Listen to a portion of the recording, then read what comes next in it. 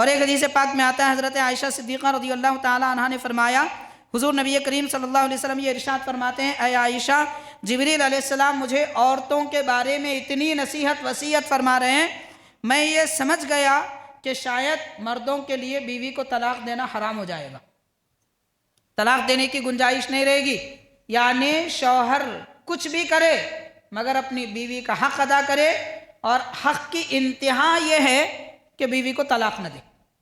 اب آج کل کے نوجوان بچوں کو دیکھو آپ، ہر وقت یہی مسئلے، دارالفتہ میں آپ جائیں گے، کسی بھی دارالفتہ میں اگر دن بھر میں 100 سوال پوچھے جا رہے ہیں دین کے شریعت کے تو 80 سوال طلاق کے رہتے۔ یہ حال ہو چکا ہے ہماری قوم کا، مطلب ہماری قوم کو طلاق سے محبت ہے، طلاق سے رغبت ہے، طلاق کو چاہنے لگے۔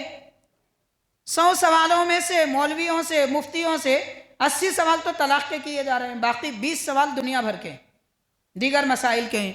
کتنے افسوس کی بات ہے، ہمارا معاشرہ کہا جا رہا ہے، اور جس کو دیکھو یہی بیوی ناراض ہو گئی، شوہر طلاق دیا، طلاق دینے کے بعد دونوں بھی مگرمچھ کے آنسو بہاتے، انہوں ادھر روتے رہتے انہوں ادھر روتے رہتے۔ آپ طلاق دیے کیوں؟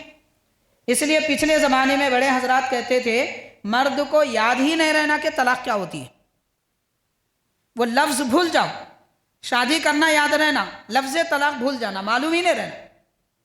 مطلب یہ ہے کہ اپنی زبان پہ اتنا کنٹرول ہو، مرد ہے اور زبان پہ کنٹرول نہیں رکھتا، تعجب کی بات، یہ کیسا مرد ہے؟ زبان پھسل گئی، موز کا چھلکا ہے پھسلنے کے لیے، ایسے کیسے زبان پھسلتی ہے؟ زبان پہ کنٹرول ہونا چاہیے، مرد آدمی کو بہت کنٹرول رہتا ہے، لیکن آج کل کے مرد بھی زبان ان کی پھسل رہی ہے، قدم پھسل رہا ہے، بڑے افسوس کی بات ہے۔ کچھ ہو جائے زبان سے طلاق نہیں نکلنا چاہیے۔ تو سرکار فرما رہے ہیں، گویا کہ جبریل اتنی وصیت فرما رہے ہیں کہ شاید مردوں پر حرام ہو جائے گا کہ وہ عورتوں کو طلاق دیں۔